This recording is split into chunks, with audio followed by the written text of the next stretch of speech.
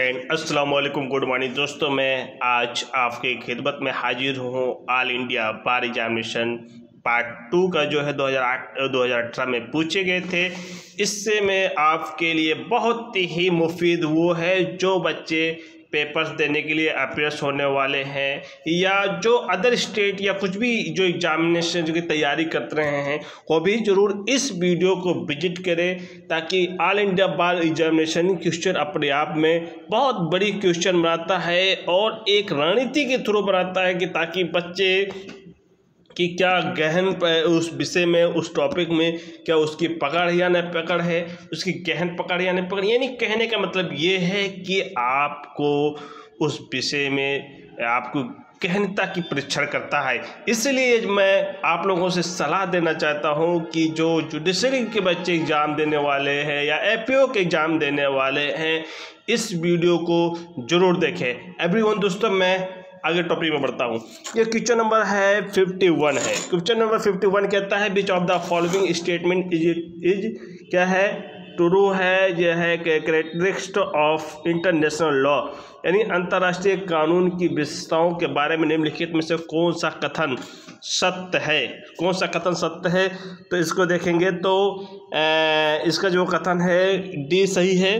कथन डी सही है। क्या कथन डी क्या कहता है, हम देखते हैं। कथन डी कहता है it has formal law enforcing against agencies, यानी जो है ये क्या है, एक औपचारिक कानून लागू करने वाली एजेंसी है। फॉर्मल लॉ इन्फोर्सिंग एजेंसीज है, ठीक है।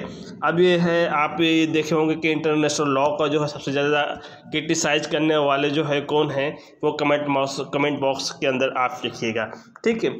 अब ये बात करते हैं कि deferred mehr is payable at the time of divorce और at the time of death of the spouse, यानी क्वेश्चन नंबर 52 का कहता है कि विलंबित मेहर तत्कालिक जो विलंबित मेहर तलाक के वक्त या फिर पति के मृत्यु के समय दे है। तो ये इस कथन जो है आपका जो है ये कथन सुन्नी कानून के तहत सच है, यानी the statement is true of Sunni under law. और उसके बाद में कहता है कि ये कथन सत्य नहीं है। तो आपको सुन्नी लॉ पर आप ध्यान दें। सुन्नी लॉ पर ये कहता है कि सुन्नी लॉ का ये जो स्टेटमेंट आप ध्यान देना, दिस स्टेटमेंट, ये कथन is true under Sunni law, यानी विलंबित मेहर तत्काल वक्त या फिर मृत्यु के बाद जो है तलाक जो डिले का मेहर होता है वो तलाक के वक्त या फिर पति की मृत्यु के बाद समय दे होता है। ये सुन्नी अंडर लॉ में है, ठीक है। अब क्वेश्चन नंबर हम 53 की बात करेंगे। क्वेश्चन नंबर 53 क्या कहता है। क्वेश्चन नंबर 53 है dying declaration must be made. तो dying declaration must be made कहाँ बताया गया है, तो डाइंग डिक्लेरेशन मस्ट बी मृत्यु के पहले बीमार व्यक्ति द्वारा, यानी जो है क्या कहता है, इसका क्या कहने का मतलब ये है कि द डिसीड बिफोर डेथ, यानी मृत्यु से पहले बीमार व्यक्ति द्वारा की गई हो, ठीक है। अब बात करते हैं question number 54 judgment should be delivered to the parties और to their pleaders in the open court, यानी फैसला पक्षों या उनके वकीलों को खुली अदालत सुनाया जाना चाहिए। कब सुनाया जाना चाहिए, तो उत्तर है सभी, यानी क्या है, by delivering the whole of judgment, यानी पूरा फैसला सुनाकर, by reading out of the whole of the judgment, पूरा फैसला पढ़कर, by reading out of operative part of the judgment, फैसला का क्रियात्मक भाग पढ़कर, ऑल द अबव, यानी उपरोक्त में से सभी। तो उपरोक्त में से सभी जो है ये जो है फैसले में लागू होती है, सभी एलिमेंट जो है मौजूद होते हैं, ठीक है। अब बात करते हैं क्वेश्चन नंबर 55। क्वेश्चन नंबर 55 पे क्या कहता है। क्वेश्चन नंबर 55 का है विच of the following deals with the evidence for prosecution, यानी अभियोजन पक्ष के लिए साक्ष्य सीआरपीसी की धारा के अंतर्गत आता है। तो अभियोजन जो है पक्ष के लिए साक्ष्य जो है सीआरपीसी की धारा सेक्शन 242 के अंतर्गत आता है। किस सेक्शन के अंतर्गत आता है, सेक्शन 242 के अंतर्गत आता है। अब क्वेश्चन देखते हैं 56 में कहता है abetting the commission of suicide is given under, आत्महत्या उसकाने के लिए ये आईपीसी की धारा में बताया गया है। तो आईपीसी की धारा तो 309 में बताया गया है, तो यहाँ आई सेक्शन 9 भी नहीं बताया गया है, 8 में बताया नॉन द अबव है, तो यहाँ नॉन द अबव है, ओके। अब बात करते हैं क्वेश्चन नंबर जो है 57। क्वेश्चन नंबर 57 की बात करते हैं। क्वेश्चन नंबर 57 कहता है recovery of specific immovable property. किसकी बात करता है? इमूवेबल प्रॉपर्टी की बात करता है। और कौन सा है इसमें? डिफाइन यानी विशिष्ट अचल संपत्ति की पुनः प्राप्ति की परिभाषा कहाँ दिया गया है? तो सेक्शन 5 स्पेसिफिक रिलीफ एक्ट में दिया गया, यानी विशिष्ट राहत अधिनियम की धारा 5 में दिया गया है, द्वादशी की धारा 5 में दिया गया है। ठीक है, अब बात करते हैं section 29।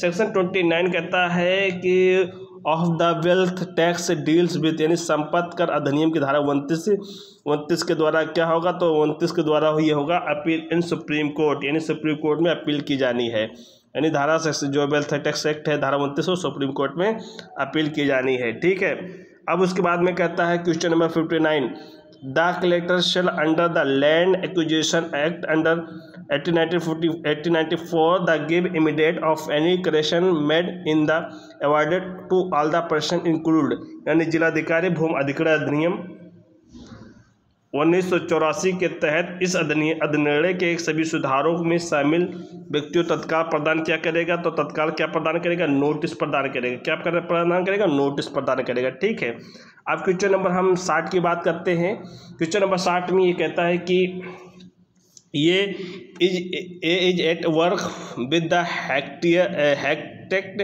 The head flies off and kills a man who standing by if there was no want of a proper caution on the part of A, his act is excusable and not an offense, it is a contempt। यानी ये कहता है एक कुल्हाड़ी से काम कर रहा था। क्या है?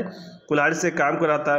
कुल्हाड़ी का जो है सिरा जो है, कुल्हाड़ी का जो सिरा है उड़ जाता है और पास खड़े हुए एक आदमी की जान चली जाती है। ए के हिस्से के उचित सावधानी बरती नहीं जाती है, यानी जो ए है वो क्या है, उसको क्या है, उचित सावधानी नहीं बरतता है, तो उस कार्य के माफ़ी योग्य है, उस कार्य के माफ़ी योग्य है, अपराध नहीं है, किस धारा में निहित है, यानी इससे जो है किस धारा में निहित है?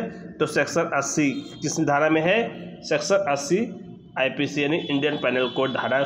ठीक है, अब बात करते हैं हम क्वेश्चन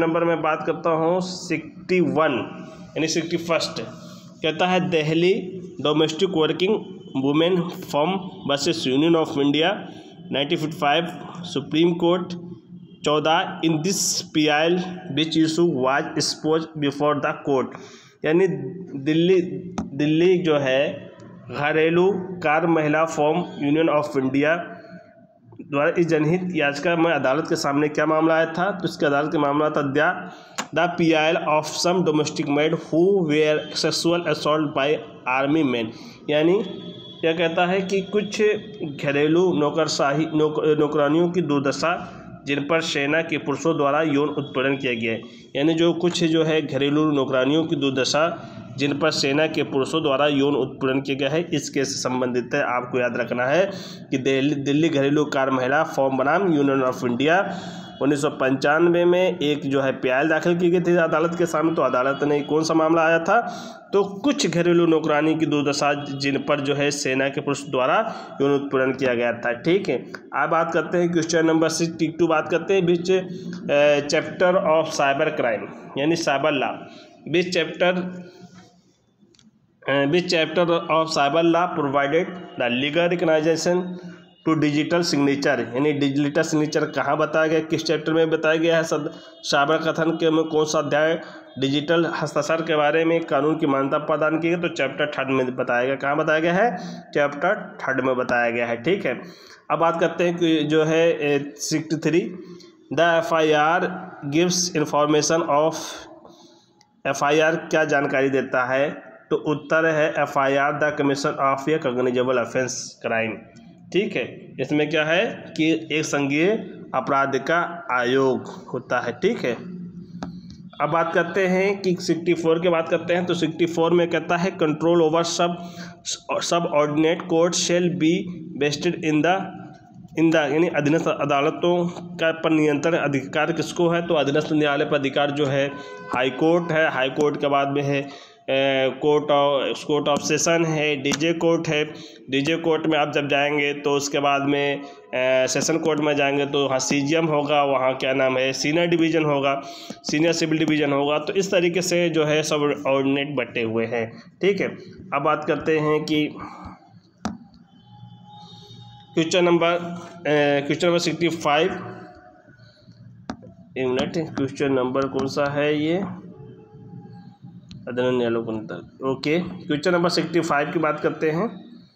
65 के बाद सेक्शन 34 ऑफ सीपीसी प्रोवाइडेड, यानी धारा 34 क्या प्रावधान करती है, तो धारा 34 जो है यानी न्यायालय द्वारा लागू किए गए जुर्माने की राशि, यानी payment of fine impose by the court, ठीक है। अब बात करते हैं कि क्वेश्चन नंबर 66, यानी क्वेश्चन नंबर 66 में क्या कहता है कि any question suggestion the answer with the person putting is expected to receive is call, यानी किसी भी प्रश्न का उत्तर देने वाला कोई भी सवाल जिस उस व्यक्ति को प्राप्त करने की अपेक्षा करता है, ये क्या कहलाया जाता है। यानी किसी प्रश्न का उत्तर देने वाले कोई भी सवाल जिसे उस व्यक्ति को प्राप्त करने वाले अपेक्षा रखता है, उसे क्या कहलाया जाता है, तो उसे कहा जाता है रिटोरिक क्वेश्चन, यानी रिटोरिक क्वेश्चन यानी अलंकारिक प्रश्न कहा जाता है। क्या कहा जाता है, अलंकारिक प्रश्न कहा जाता है, लेकिन ये माना नहीं गया है, डिलीट कर दिया गया है, लीडिंग क्वेश्चन कहा जाता है, ठीक है। क्वेश्चन जो आना चाहिए लीडिंग क्वेश्चन आना चाहिए, तो ये गलत है। एविडेंस एक्ट की धारा 141 की बात करता है। According to class 1, 2 and 3 of section 155 of the code of civil procedure, ये सिटी यानी नागरिक प्रक्रिया की संहिता की धारा 145 खंड 1, 2, 3 के अनुसार निश्चित है। क्या निश्चित है, तो निश्चित क्या है, ऑल द अबव, ये सभी, यानी वो केवल अपनी संपत्ति का पर बदलाव दे सकता है। He may only give change upon his property, he may undertake personal liability and charge his property as further charge, यानी वो व्यक्तिगत देता ले सकता है और आगे के चार्ज के रूप में अपनी संपत्ति को चार्ज भी कर सकता है। ऑल द अबव सभी इसमें। Section 49 of factory act 1947 explain about, कारखाना अधिनियम 1947 की धारा 4(9) बताती क्या, 4(9) बताती कल्याणकारी अधिकारी के बारे में, यानी वेलफेयर ऑफ द ऑफिसर के बारे में बताती है, ठीक है। अब बात करते हैं क्वेश्चन नंबर 69 की क्या बात करता है, तो the word case use in section 115 of the code of civil procedure is wide important and, यानी खंड का इस्तेमाल किया गया मामला शब्द सिविल प्रक्रिया संहिता कोड का 115 व्यापक आता है। तो क्या व्यापक आता है, तो उत्तर है इसका बी। क्या व्यापक आता है, it includes civil proceeding other suit अंदर and is not restricted to anything content in section two the entry of the proceeding in ये सिविल कोड, यानी कहने का मतलब ये है इसमें सिविल कार्यवाही या अनसूट शामिल हैं। क्या है, सिविल कार्यवाही या अनसूट शामिल है और सिविल कोड कार्रवाइयों की पूरी तरह खंड में निहित किसी भी चीज़ तक ही सीमित नहीं है, ओके। अब बात करते हैं question number 71। Question number 71, the word is, जो है क्वेश्चन क्या कहता है, the word is not possessed of sufficient means in order 33 rule 1 refer, यानी आदेश 33 नियम 1 में पर्याप्त साधन का अधिकार नहीं, तो क्या कहलाया जाएगा, तो इसका जो है उत्तर है निर्धन व्यक्ति कहलाया जाएगा। आर्डर 33 में जो है निर्धन व्यक्ति है जो उसके पास पर्याप्त साधन नहीं है, यानी संपत्ति जिसके लिए आजकल करता है उसको वास्तविक नहीं होता। ये जो क्वेश्चन जो है पर्याप्त नहीं है, पर्याप्त संपत्ति के लिए एकमात्र राज्य साधन और जीविका को छोड़कर, यानी जब आप ऑर्डर 33 सीपीसी देखेंगे तो ऑर्डर 33 सीपीसी में ये कहा जाता है कि निर्धन व्यक्ति वाद ला सकता है। निर्धन कौन हो सकता है, तो 1 में बताया गया है कि उसके पास है जो है धारा 60 में जो आवश्यक वस्तु जो है सीपीसी में कुर्की में जो बताए गए हैं, जो है बिस्तर हो, चारपाई हो, खाने बनाने वाले चीज़ हो, या उसके बाद में जो है उसके जो है स्त्री जो है उसे स्त्री धन प्राप्त हो, उसे छोड़कर जो है अगर उसके पास कोई पर्याप्त धन नहीं है तो उसे निर्धन माना जाएगा, ठीक है। अब बात करते हैं कि क्वेश्चन नंबर जो है 72 कहते हैं कि सेक्शन 72 कहता है 28 of legal section 20B legal service authority act empower the central and state authority, किसको करता है एम्पावर? तो उत्तर है इनमें से कोई भी नहीं। यानी लोक अदालत एबोलिश लोक अदालत को समाप्त करना, वर्क लोक अदालत लोक अदालत को कार्य कर सके, पावर ऑफ लोक अदालत और परमानेंट लोक अदालत या अस्थायी लोक अदालत की शक्ति प्रदान करना नॉन द अबव आता है। अब क्वेश्चन नंबर 73 है। क्वेश्चन नंबर 73 क्या कह रहा है? 73 कह रहा है कि क्लरिकल और arithmetic mistake in judgment, decree और ऑर्डर इत्यादि STC कैन बी करेक्टेड। निर्णय, नियम या आदेश आदि लिपिकीय या अंगणितीय गलतियों को सही किया जा सकता है। तो धारा 152 के तहत, किस सेक्शन के तहत? धारा 152 अंडर CPC 152 के अकॉर्डिंग। ठीक है। अब बात करेंगे कि क्वेश्चन नंबर 74 कह रहा है कि any confessional statement by the accuse given to the magistrate, यानी दोषी द्वारा मजिस्ट्रेट द्वारा को दिया गया बयान क्या होगा? एडमिसिबल होगा, यानी स्वीकार्य होगा। क्या होगा? एडमिसिबल होगा, स्वीकार होगा। ठीक है। अब बात करते हैं क्वेश्चन नंबर 75, यानी सुप्रीम कोर्ट है decided in the Kesavananda Bharati versus state of Kerala that, यानी उच्चतम न्यायालय ने केशवानंद भारती बनाम केरल राज्य का फैसला लिया गया था। किस मामले में लिया गया था? तो उत्तर इसका जो है सी है। Parliament can amend any provision, parliament कोई भी जो है संविधान में संशोधन कर सकती है। कहती है parliament can amend any provision of the constitution but not ध्यान दीजिएगा, but not to alter the basic structure, यानी जो है मूल ढांचा में परिवर्तन नहीं करता। एंड बेसिक फीचर, यानी जो है इसकी बेसिक जो फीचर है उसमें भी परिवर्तित नहीं करती। यानी दो चीज़ें हैं, बेसिक स्ट्रक्चर और बेसिक फीचर्स। ठीक है। यानी संसद जो है संविधान किसी भी प्रावधान में जो है संशोधन कर सकती है, लेकिन संविधान की बुनियादी संरचना और मूलभूत विशेषता को बदल नहीं सकती है। दोनों चीज़ें जो है बुनियादी संरचना को और मूलभूत विशेषता को बदल नहीं सकती है। ठीक है। अब क्वेश्चन नंबर 76 देखते हैं कि under which of the following section of the code criminal procedure police can arrest an accuse without warrant, यानी अपराध प्रक्रिया संहिता निम्नलिखित में खंडों में से कौन सा खंड के अंतर्गत पुलिस वारंट के बिना गिरफ्तार कर सकती है? ये कहाँ बताया गया? धारा 41 में बताया गया। किस सेक्शन में बताया गया है? धारा 41 में बताया गया है। ठीक है, सेक्शन 41 में। अब 77 देखते हैं। Financial relation between the state and centre are defined in the constitution, यानी राज्य और केंद्र के बीच क्या है? राज्य और केंद्र के बीच संबंधों को संविधान को परिभाषित करता है। तो किस सेक्शन में परिभाषित करता है? तो आर्टिकल 264 से 293 के अकॉर्डिंग जो है ये परिभाषा करता है। क्या? फाइनेंशियल के बारे में, क्या वित्तीय के बारे में 264 से लेकर 293 के बीच करता है। ठीक है।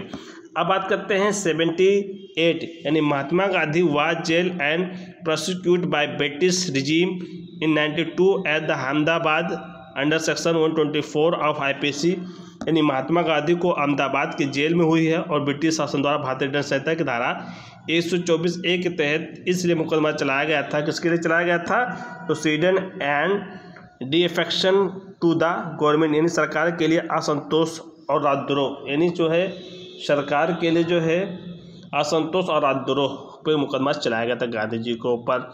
ठीक है।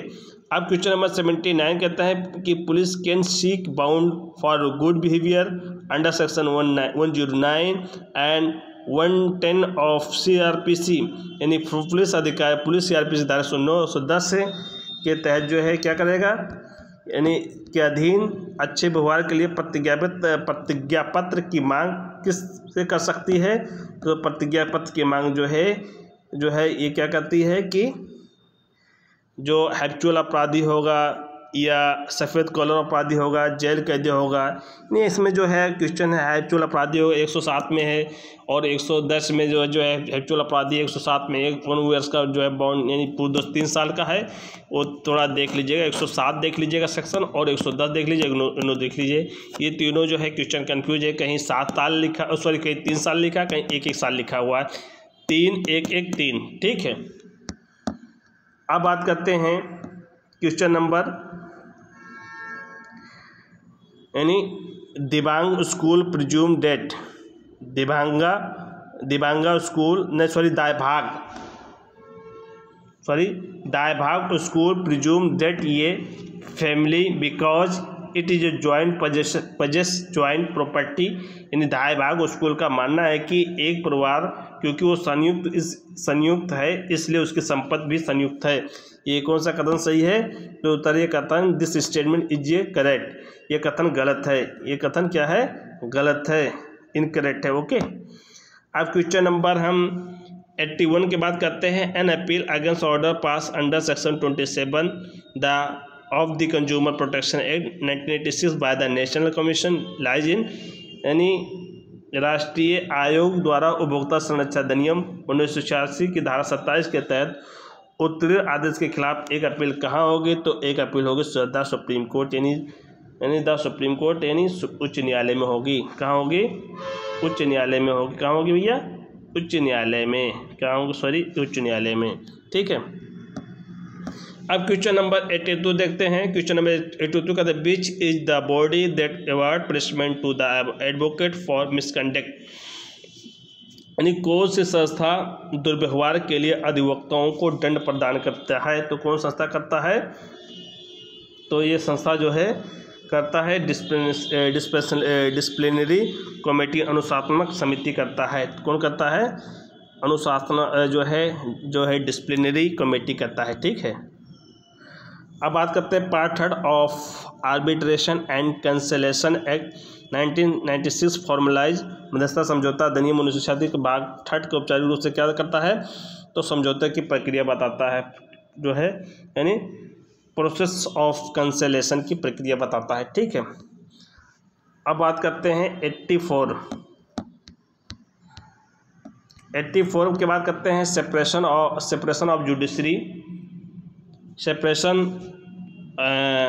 Of judiciary from educative guarantee in constitution under article, यानी संविधान में न्यायपालिका का कार्यकारिणी पृथक्करण किस अनुच्छेद के तहत दिया गया है? तो अनुच्छेद 50 के तहत दिया गया है, ठीक है। अब बात करते हैं क्वेश्चन नंबर 85 में क्या कहता है कि camera trial is conduct in the cases CL arrays under section, यानी किस धारा के तहत आरोपित मामले में कैमरा परीक्षण का आयोजन किया जाता? तो 376 के तहत कैमरा का अप्लाई किया जाता है, ठीक है। अब बात करते हैं क्वेश्चन नंबर 86 में क्या कहता है कि इन द टोट of conspiracy the purpose of combination must be to, यानी षड्यंत्र के पतन में संयोजन का उद्देश्य क्या होता है? तो संयोजन का उद्देश्य जो है क्या होता है? तो इस क्वेश्चन को है जो है डिलीट किया गया है, ठीक है। क्वेश्चन को डिलीट किया गया है। क्वेश्चन नंबर 87 क्या कहता है? Cancellation of instrument is mention, साधनों का निस्तारीकरण किस धारा में दिया गया है? तो सेक्शन 8 से लेकर 25 तक स्पेसिफिक रिलीफ एक्ट, यानी धारा निर्देश तो संनियम 8 से 25 तक बताया गया है। अब आता है क्वेश्चन नंबर 88 क्या कह रहा है? Unfair labour practice by the employers, नियोक्ता और अन्यायपूर्ण श्रम का अभ्यास कहाँ होता है? तो कौन सा क्वेश्चन बताया गया? इसका उत्तर जो है ऑल द अबव, यानी ऑल द अबव बताता है। तो ये क्या कहता है कि उत्पीड़न यानी विक्टिमाइजेशन और उत्पीड़न कहता है। थोड़ा कहता है कि false application in criminal case, यानी क्या है? झूठे आपराधिक मामलों में उलझाना। और क्या है? Utter allegation of absence without leave, बिना छुट्टी के लिए अनुपस्थिति के झूठे आरोप उपरोक्त में सभी। क्वेश्चन नंबर 89 89 ये कह रहा है कि ए suit for compensation for fast imprisonment the period of limitation is, यानी झूठे कारावास के लिए मुआवजे के लिए एक वाद दर्ज करने की अवधि सीमा क्या होगा। तो झूठे यानी कहता है कि झूठे कारावास के लिए मुआवजे के लिए एक वाद दर्ज करने की अवधि की सीमा क्या होगा। तो अवधि की सीमा क्या होगा, तो विथिन 1 ईयर्स, यानी जो है कितना होगा 1 years when the imprisonment ends, यानी कारावास समाप्ति के 1 वर्ष की तारीख।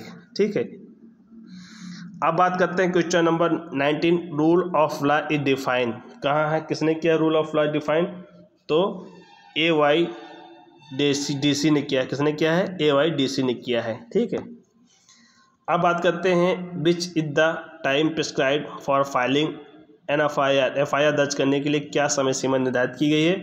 तो FIR समय सीमा की कोई समय सीमा निर्धारित नहीं की गई है। क्या है, कोई समय सीमा निर्धारित नहीं की गई है। No time limit is specified. ठीक है, अब बात करते हैं question number 92, which of the following is true rules framed by supreme court with reference appeal to, यानी निम्नलिखित में से कौन सा सर्वोच्च न्यायालय द्वारा अपील के संदर्भ में तैयार किए गए नियम के बारे में सच है। तो सिविल प्रक्रिया कोड धारा 4 के भीतर विशेष कानून के तहत, और 1 मिनट 92 1 मिनट मित्रों 92 क्वेश्चन के आगे मैं स्कैन नहीं कर पाया हूँ। अब नेक्स्ट टाइम मैं आपको स्कैन करके बताऊँगा। जब तक के लिए आप हमारे साथ बने रहें। थैंक यू, गुड बाय, अल्लाह हाफिज।